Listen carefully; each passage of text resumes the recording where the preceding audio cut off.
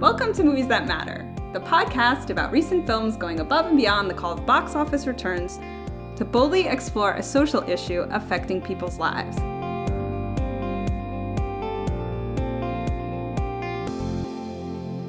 I'm Nicole Finari. And I'm Stacy Moore. And what movie are we going to overanalyze this week?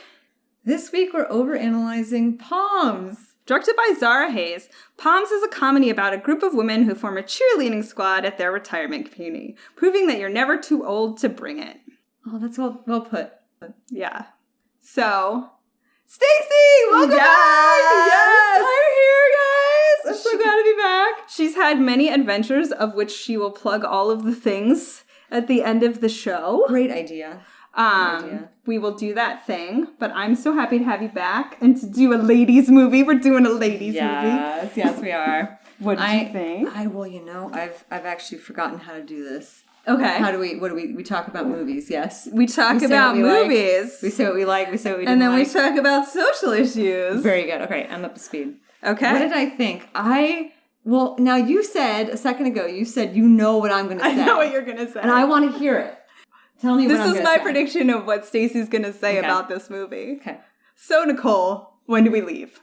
Because that retirement community, first of all, remind me of downsizing. And I was like, She moves from this tiny apartment and she gets this big house and a golf cart. And I was like, right.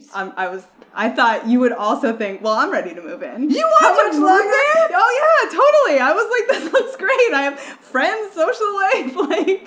Oh, Lord, girl. No, you were not. I mispredicted. All right. Off. But that's because I grew up in a suburb in the South, and kind of like outside of Atlanta. It was in like that sort of postmodern monoculture. Yes. That like it's not Southern, but it's not Southern. Anything else. Yeah, it's just this like sort of like Edward Scissorhands kind of suburb. It was a little bit Stepford. It was, right. And I do want to commend the movie for, I wasn't super enthralled with the movie. I didn't hate it, but I do want to commend it for nailing that Southern retirement community vibe. Like they just hit it on the head. It was beautiful. It was like perfect. Like going around on golf carts between these like McMansions or whatever. The Vicky, the sort of alpha female. Yeah, the mean girl. I don't know if she grew up there too. She was perfect.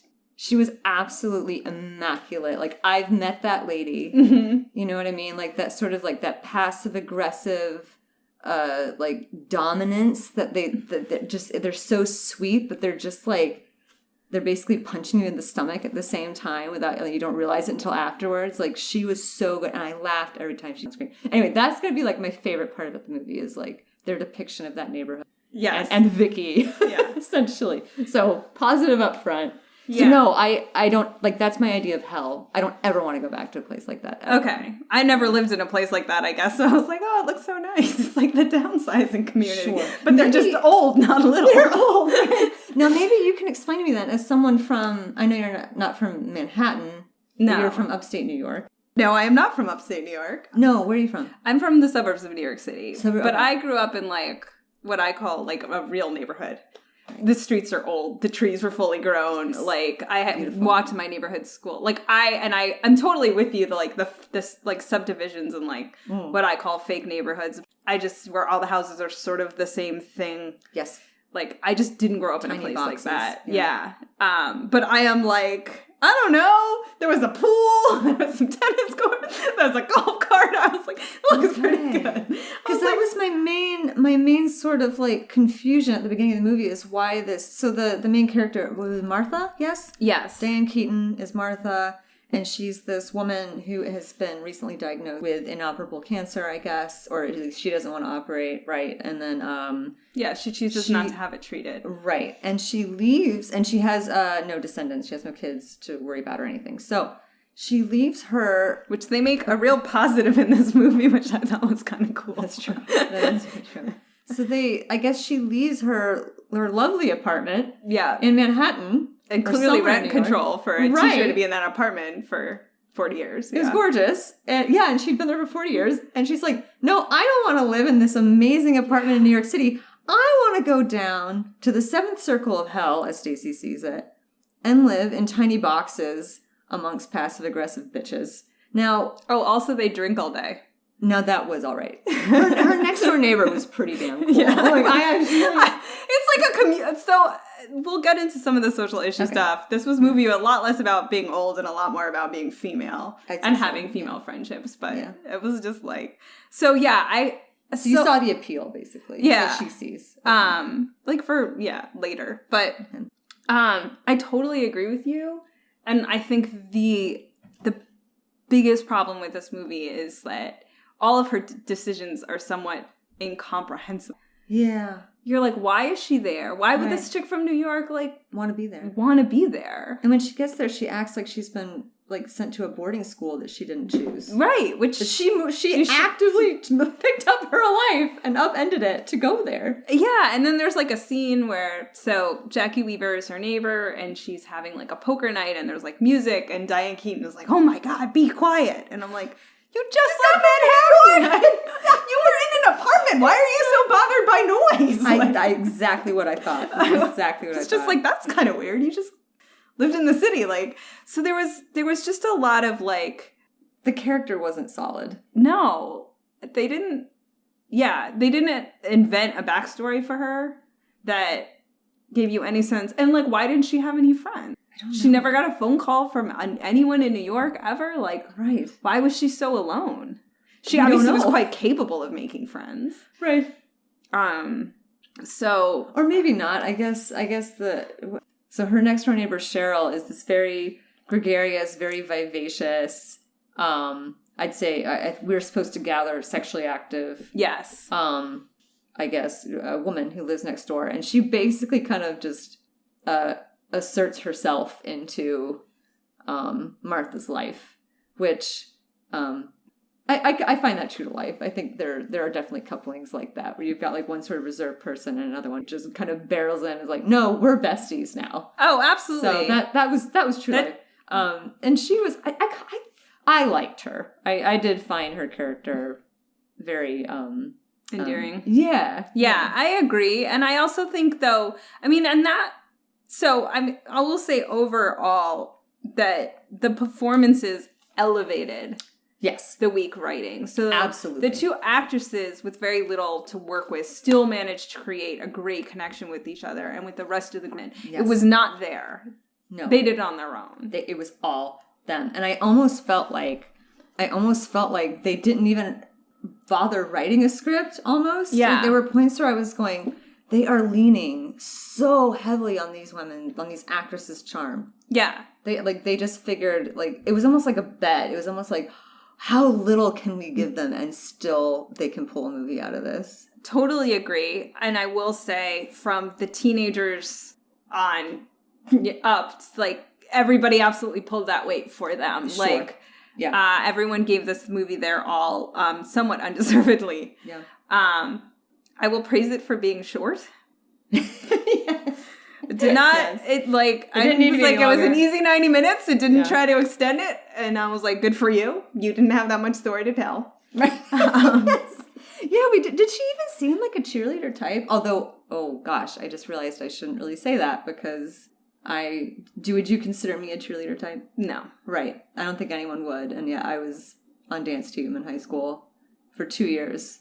And so I did kind of relate to all of the fun of that, like the camaraderie of being on a squad like that, and like performing in front of a crowd is like super, like there's something you get from it. And so I do get that. I do get that she wanted that, but she didn't seem like the type, did she? Well, yeah, she didn't.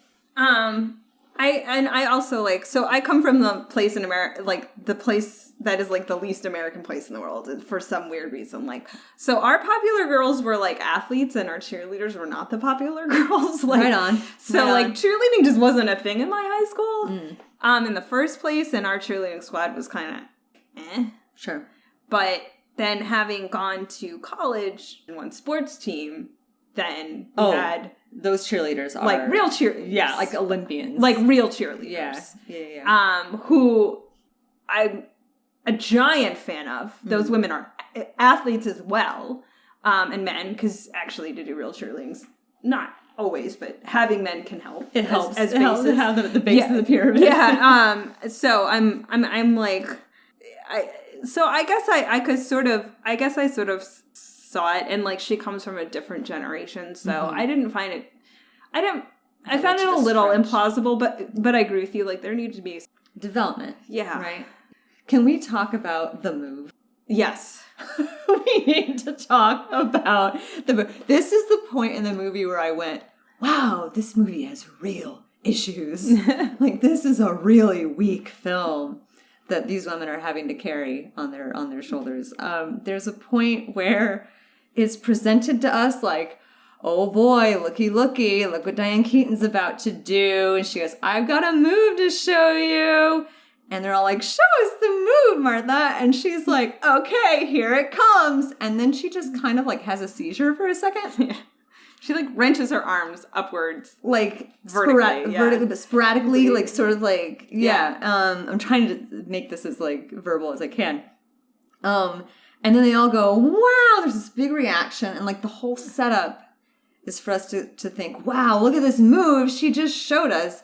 And then she says, like, in the course of the presentation, she says, and it is kind of sexual. And you're like, there's absolutely nothing. There was nothing sexual. Like, what was sexual? That was about as sexual as like, I don't know, a pile of cotton balls. Like there was like, it was just so bizarre. And then I guess they incorporate, but it was supposed to be like, wow, look at her finding her, I don't know, living her best life and living her truth. And I don't know. I'm not sure. I think that was the idea. And she's like leading them to do the same, but it didn't really come off that way. They incorporated their routine. It looks ridiculous. And it's not because she's old. It's not because she's old. It's because Diane Keaton doesn't have a sexy bone in her body. I think that's the issue. She's ridden off. You could disagree with me, but she's ridden off, get a career off of being cute. Oh, I mean, my face is like, you need to have curves to be sexy. Okay, of which she has none. Yeah, like, bless her heart, bless her heart. Built like that was the whole Annie Hall thing. Like, she's built like a man. You know what I mean, right? Sure. Like, she doesn't. But you can work what you got, you know? Like, it's like some people are able to, like, they're able to be sexy even if, like, despite whatever, so if they don't conform to whatever. But she can't. She, like, doesn't have that. No, she doesn't. I agree with you. And so she totally botches this move, despite all of her charm. And then at the end of the movie, in the post-credit sort of clips, we're seeing, like, I guess people around the world, like that particular move has gone viral. Yeah. And we're seeing people around the world, like, filming themselves and posting on YouTube doing this move. And we saw how it was meant to be. Yeah. Like, oh, that is somewhat sexy. I see now. I mean, it still wasn't sexy, but it was suggestive. Just looked cooler. Yeah. Totally agree with that. Having said that, I did think when they finally did their routine that was a very fun scene. I really enjoyed the choreography and them on stage. Sure. So, and I should say, I've been saying a lot of negative things. It's as we've been mentioning, it's a total credit to the actresses that this was very, it was very heartfelt. Like, I felt the connections between the characters. I connected with that, like, despite anything else, you know, any of the other weaknesses of the movie. Like, I cared about them. Yeah. I think I can sum up this entire movie by saying there's a shot in the first, say, third of the movie of the golf course, and then the sprinklers come on.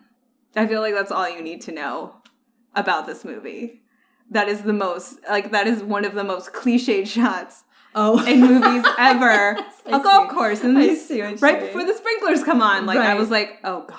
It's like, oh, that's where we're at? Okay. Yeah. I was like, you're just not even trying. You're not even trying. You're like, you didn't even film that. That's a clip from another movie. Sure. Yeah, I was just like, it was... Lord. How great, though, was the security staff? Oh my God. Okay, can we just say that little black lady Doris stole this movie from everybody? She had like And it was like, she almost never spoke. She did it all with her face. She did. But they do some sort of like backhanded comments about Doris, and then she just gets like a reaction shot. And she freaking nails it every time. I don't know who that actress was, but kudos to her. Yeah, God bless Doris. Yeah, she was. And he made me laugh too. He was. Laugh too. Yeah, so. Oh, God. But then the movie suffered from, like, too many villains.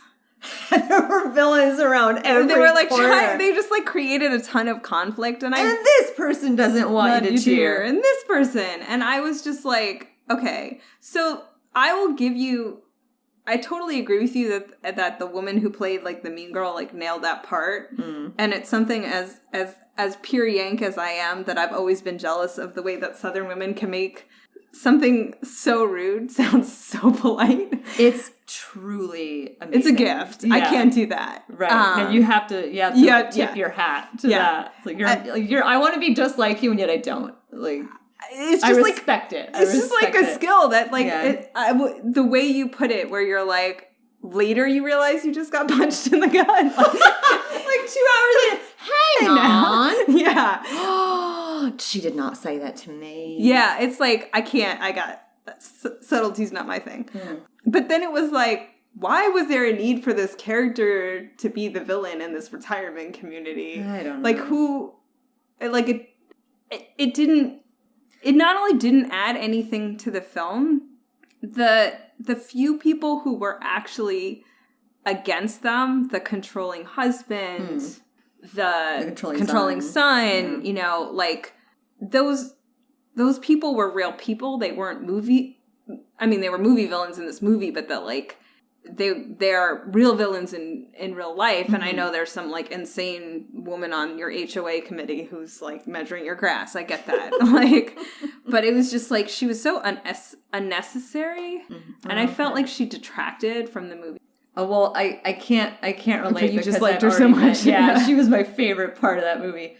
But she just really chewed the scenery in this very like subtle way. But I don't know. Maybe because maybe they just wanted to point out that sometimes women can be men's worst enemy.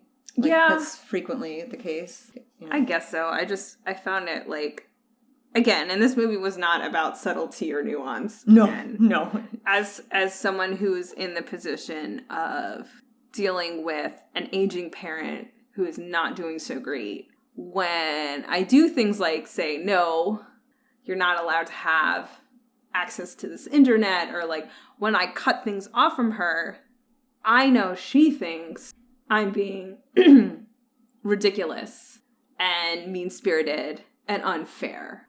And from my perspective, I'm worried about giving her responsibility and opening herself up to, like he said, like there's tons of con men that prey on older people. Like that is true.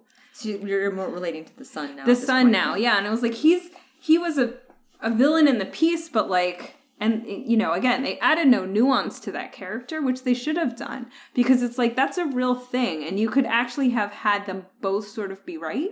Mm-hmm. He could have been overstepping and like really stifling his mother, while at the same time having had legitimate concerns and possibly she did wind up in a wheelchair. Yeah, and to his credit. And I was like, it's a really tough tension, and I'm in a point in my life where I can really identify with the son of like, no, I know I sound like the terrible person or the monster to my mother, because I'm like, no, you can't have this, and no, you can't do this, and no, I'm going to make sure, you know, like, I'm going to try to prevent you from doing things.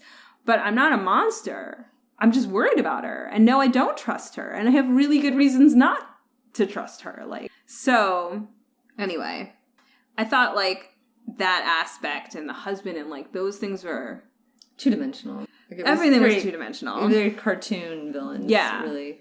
That's true. There, like you say, not a lot of nuance. Like the son just, they almost explicitly state that he's just trying to keep her from spending money, right, so that he can inherit whatever she doesn't spend. Yeah. And the queen bee just, I don't know, just doesn't want attention taken off from herself, I guess, or doesn't want her community to not fit the stereotype that she's, the idea that she has. And then who's the other one? Oh, and the husband, God, Rhea Perlman's husband, who just is like no, you're not allowed to go do fun things. And she's like, okay, well, I'm gonna, put poison in your stew or whatever. It's implied that she then murders him to get on the cheerleading squad. For laughs. And I went back and forth on that. I was like, is this lighthearted and funny? Should I be laughing at this? I don't know. I mean, they're like, oh, you should have killed him sooner. Whoa. So almost all talk of death in this movie was played for laughs. True. Well, except for Martha. Martha's death was quite serious. Except they were like, why did you choose to live here? Or like, why did you come here? And she's like, to die. Oh, yeah. To die. Yeah. And they're like, oh, all right, that's nice. Yeah. So there's a bit of gallows humor to which black humor, yeah. Yeah, I found it. Yeah, there are some emotional scenes. Like there was a great scene with her and Jackie Weaver in her hospital bed. Yeah, and she's just like, I'm really scared to die. That hit me pretty hard. It really did. Yeah. And so I don't think that this movie wasn't about death, and I have to say, so in the movie, she's watching this commercial for, you can like be turned into fireworks after you die. They'll like shoot you into the sky. That I wanted to sign up for. Yeah. I was like, yes.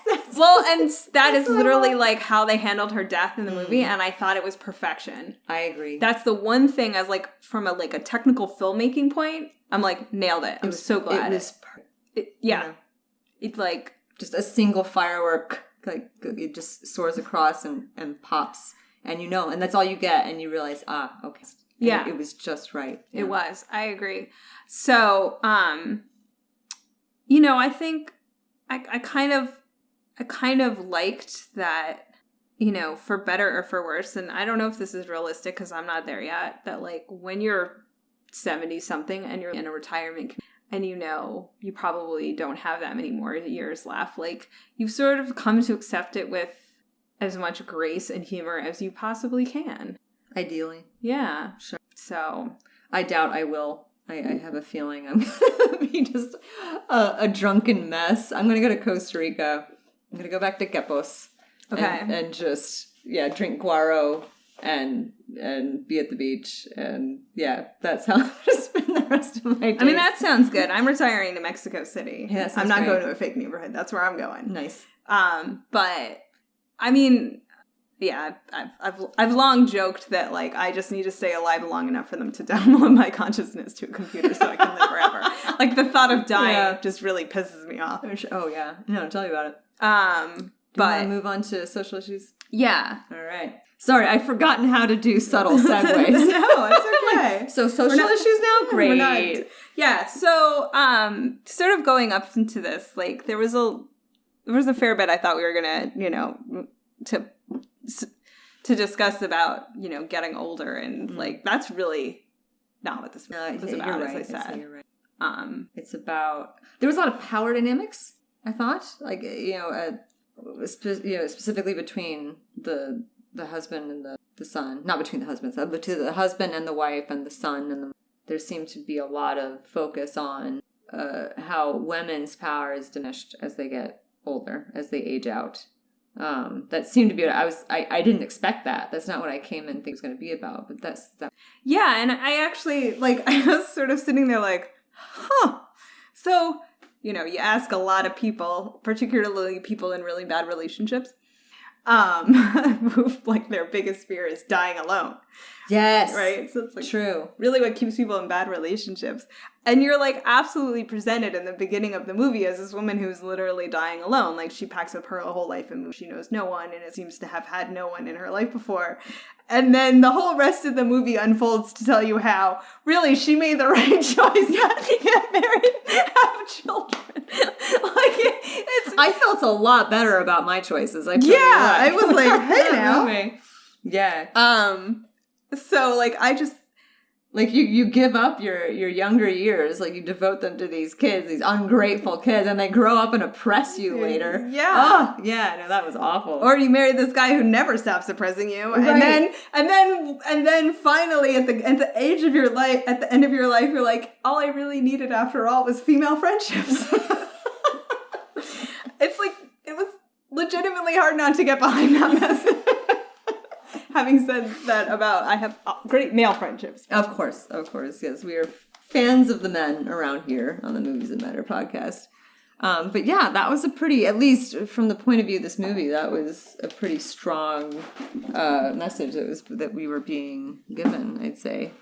And one of the things that I really did like about the movie in terms of talking about female relationships is they sort of give you so as part of forming this whole cheerleading squad, they sort of sucker some poor high school girl, Chloe, into that was one other point I was going to make. Adorable. She was great, and this movie, especially like the end credits and everything they did, this movie really nailed the diversity front, especially for the sort of Nancy Meyers type Diane Keaton world that I was expecting. I was like, oh, good for you guys.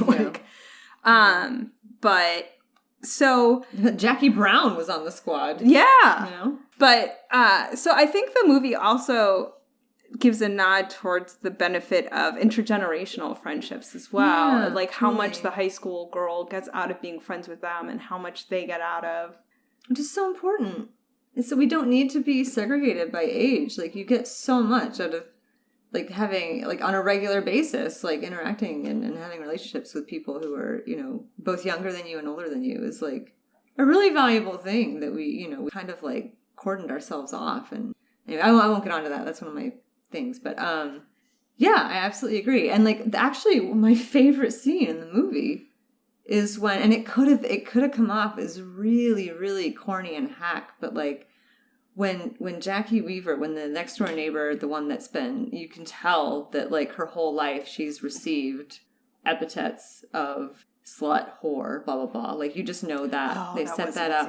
And when this guy calls Chloe, the high school girl, a slut, she comes out like a lioness out of her den and she's like, what did you say? And she sells it. Like it could have been, like I said, it could have been really just like, okay, or you wanted a rah-rah moment. But Jackie Weaver just sells it so hard. I was like, that was one of the only times I actually came close to crying was when she just gets up in that guy's face and she's like, say it again. Say it again. And, and Chloe's behind her just like puffed chest, like beaming, like, yeah, that's right. That's right. And you messed with the wrong girl. Yeah, I agree with you. Like, that was a really cool moment. And I think that we are isolated sort of from each other in that way. And I'm not quite sure why, but it was just, and it wasn't played for laughs in the movie either. Like, it wasn't like, oh, look at the old people don't know how to work technology. Like, there was none of that. Like, there was none of that stuff. There was just a sort of genuine appreciation that the generations can enjoy each other's company. And across gender too, right? Like Diane Keaton, Martha kind of at one point takes the grandson aside and gives him a little pep talk and like, now get in there. Sport. Yeah. I mean, I don't know how well that ended, but at least they were trying to put that in there too. Yeah, no, I agree. But there's a part of me, how do I put this? Yeah. So I just went through an unfortunate event where I told a guy, he said something sexist and he doubled down and reposted a million things about how about politics. The entire carefully thought out message I sent him about like why you don't get to slam women like that when you're a dude. And so like looking at this movie and the male villains and the mean girls and how empowering it is to have female friendships, it's like, I'm kind of tired of just being told, like, the only people we can trust is each other. Like, when are the men going to come along with us? You know what I mean? Like, a cynical part of me is like, of course, female friendships are important. You think there's a woman on this planet who actually doesn't know that? Like, at this point, like, we know that. We get it. Well, okay, so I think there's probably two ways of looking at that. I do think there are true allies out there. Yeah. And we're friends with them. Right? Sure. Just occasionally we think someone's an ally and we find out they're not. Right.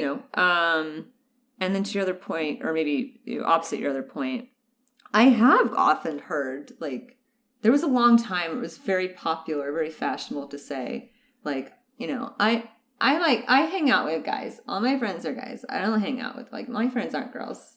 Like, I would meet that girl occasionally. Just prided herself on, you know, my friends are all guys. Like, I don't hang out with women. And it's like, you're a self-loathing misogynist. Yeah. You know? But have you met that girl in the last 10 years?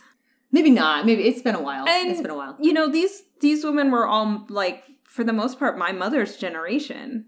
My mother's generation, like, didn't have co-ed friendships at all. Sure. Like, if you were hanging out with Sally generation. Yeah, if you were hanging out with a guy, like, yeah, women and men can't be friends. So, right. I don't want to, like, crap all over the women's message of, like, of female empowerment. And I actually think, in a weird way, it's kind of like a throwaway line that Jackie Weaver says, where she's like, look, women have 10 more years than men do. Like, that's just raw statistics. At the end of your life, you are in fact going to be surrounded by women. Like if you as a woman make it that long, like that is in fact your reality. Yeah. And this is something I kept in mind as I was watching the movie. And whenever I watch a movie, I try to think, like, okay, who was this movie intended for? Right. Roger Ebert was really good at this. Mm-hmm. Like, you know, pour one out for Roger Ebert, right? He was so good. He could watch a children's movie and decipher, like, or determine, like, is this good for children? Is the movie good for children? If I were a child, would I be enjoying this movie? And on the other end, I'm like, is this, the whole time I was thinking, okay, if I were a 70-year-old woman, is this my bag? Like, it might not be the tone that I, Stacy Moore, at my age, would enjoy or connect with, but would my mom say? Would my aunts? And so I don't know, maybe, as you say, the women of that generation didn't have co-ed relationships. Or you said they didn't have co-ed relationships. So they're already solid on friends. That. Yeah. Oh, yeah, I see what you're saying. Yeah, I don't know. I don't think... I just talked myself right back. Yeah, just do it. Like, I think that's a really good perspective to have on it. And you made me sound smarter than I was. That, like, I don't think this... and it's doing quite badly. Because I don't think this movie has anything actually to say to its target demographic, to be frank. That's a shame. I didn't check. I'm normally the one who checks the box office. It didn't... No. Oh, it's doing really badly, and it got very poorly reviewed. I mean, it's not a very good movie. It's not great, guys. It's not great. But sort of talking about the target demographic, like, actually one of the things that I really liked about this movie on sort of the diversity front was that you kind of got a lot of different versions of what, like, 60 and 70-year-old women look like. Yeah. You have the ones that dye their hair and the ones that don't. The ones, like, they had this one woman who, like, did yoga, and she was, like, way million times fitter than I am. She was fierce. And she dropped into splits at one point. And was just beautiful. Like, she had a beautiful face. I know, and you're like, why is it, like, some women... Like, yeah, so we can all talk about youth worship and all that stuff, but, there are women's faces and men's faces. There are older faces that have somehow wrinkled in the right way. Like, sure. And you're just like, wow. The lines on your face add to your beauty somehow. They did. Like, they don't detract. They add. You just look like this beautiful, incredible person, and, like... And she was that person. She totally was, and I'm like, oh, that's what I'm aiming for, lady. Yeah, really. And, you know, thin, fat, right. Like, dressed like they were still 20, dressed like an old lady, like... I kind of appreciated the group of the way that they just took every kind of representation of an older woman and put her on screen. And I guess now might be a good time to bring up the Wizdom. Are you familiar with Wizdom? Wizdom with a Z? I am not. Oh boy. Okay, we'll have to put this in the show notes. Yeah, there's there's a Washington Post article, and there's other articles too. But apparently, the NBA, in particular, the Washington Wizards, has an over 50 dance team called Wizdom. Oh, you've heard of this? No, but I have something else. Keep going. Okay. Yeah, and they're lovely. And I guess ARP like made a video about the tryouts and stuff. So you can go on YouTube and find out more about these women, and they are a hit. Like, they perform at every game. Like, the other dancers go out and do their thing, and then later on, Wizdom comes out, and they kill. Like, everyone loves them. Apparently, I had no idea, at least a dozen other NBA teams all have over 50 dance squads like this. This is amazing. Yes. I will find YouTube clips and post them for us. Great, yes. And it's really, like, I don't know, inspiring. Like, these women are so, like, I don't know, they're just positive and, like, energetic, and I hope I'm like that. Like, I'm so glad you brought that up. So, a million years ago, when I was first living in DC, I had a friend who used to just, like, troll all the websites for, like, things to do. Okay. And she would send me, like, email after email of, like, we could do this, we could do this, we could do this. And then it was my job to just curate what we were going to do and then announce when it was time to do. So it's like, she picked it all out and I scheduled it. Great. So we saw, I want to say they were, like, the Silver Diamonds. Whoa. But they were, like, we saw them at the Warner Theater.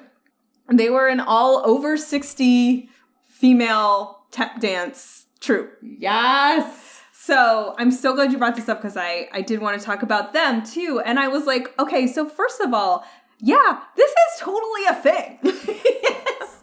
Like, this is not made up for the movie and like, oh, wouldn't this be nice? Yeah. And so the sort of like her move going viral and the sort of like feel-good end roll credits of like a whole bunch of young people around the world doing our move. I was like, no, show the Wizdom, show the Silver Diamonds, whatever they were called. Like, show the fact that actually senior citizens all over America and probably the world are still kicking it. Yeah. Like, they're out there. They're out there dancing. And performing and getting the crowd going. And killing it. And I'm like, that is such a like a great thing to like share with the world. And then I kind of thought that's what this movie was going to do, and it totally didn't.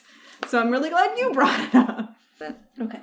Apparently we're being told it's time to yes, I believe that's time. Thank you, Jane. Time to end the show. Okay, so wrapping it all up with our social impact score. I was going to say social media. Sorry, guys. It's been a while. Our social impact score on a scale of 1 to 10, 1 being it changes nothing, 10 being the world we once knew is gone forever. What does Poms get? I feel like I talked myself down. I mean, 2, maybe a 3 for giving some great parts to some older actresses. Oh, that's true. And showing that for just being a movie and being like, we think that there's a demographic that wants to come see this, like... So I'll give it a couple credits on that, and for actually caring about diversity and not making an all-white spin. This movie really mattered. What are you giving it? That'll bump me. I was on the borderline. I was on the fence between a 1 and a 2, so I'll go ahead and give it a 2. Whopping 2. Yeah. All right. Recommendations for the week? Oh, yes. I would love to recommend, there is a limited series podcast called 13 Minutes to the Moon. The BBC is producing this, and it's all about the Apollo missions and their process and whatnot for getting to, guess what, the moon. And that's kind of like, I don't know, I've been going through a phase lately. I'm really into that sort of space race history right now. But the sort of movie connection is that the score on the podcast by Hans Zimmer. No way. And nice. It's beautiful. I bet. And it really does, like just sort of sonify that feeling I get when I'm like reading stuff. So 13 minutes to... Awesome. So I'm going with another product recommendation this week. Just a lot of stuff has come up. So I've kept this very under wraps for this podcast, but the fact of the matter is I'm a product evangelist. Like, when I like a thing, I like tell everybody about it. So I have told more than one person about this. It's the Omega Paw litter box. You need to get one of these things. It's really, you can clean a whole litter box without touching anything. It's great. I'm posting it. It's like $20 on Amazon too. Like, it's not digital. You don't need batteries. Nothing gets plugged in. But if you're a cat owner and you don't have this brand of litter box, you're wrong. And heck, maybe it works for kids. Yeah. Well, we know you enjoyed this episode of Movies That Matter and are super happy that Stacy's back. Woo. So, as always, leave a review, please. No one's left a review for us in a while on iTunes, and it really helps us. Check out our website, moviesthatmatterpodcast.com, for links to things we've discussed. You can see our store. If you want to talk to us, leave a comment on our Facebook page or on Twitter with our tag @MoviesMatterPod. If you want to catch up with all of Stacy's doings, absolutely. If you want to know where I've been all this time, StacyErinMoore.com. It's amazing, guys. Oh, check it out. Oh, thank you. Yes, do the thing. And check Twitter next Thursday, alternate Thursdays. We tell you what we're seeing next, so you get your weekend movie pick. And remember, movies matter. And so do you. We'll see you next time.